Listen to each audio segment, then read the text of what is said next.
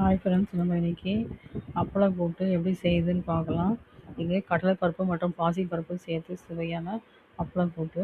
இதுலேயும் அரை கப் கடலைப்பருப்பு, அரை கப் பாசிப்பருப்பு நன்றாக கழுவி குக்கரில் எடுத்துக்கொள்ளவும்.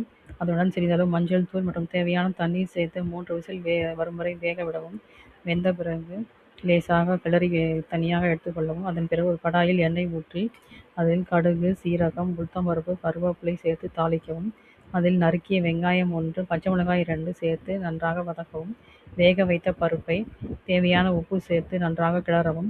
இப்போது 4 அல்லது 5 சிறிய அப்பளங்களை பொரித்து சிறு துண்டுகளாக உடைத்து பருப்புடன் சேர்க்கவும். சிறிது நேரம் கொதிக்க விட்டால் அப்பளம் மென்மையாகி கூட்டுடன் நன்றாக கலந்திருக்கும்.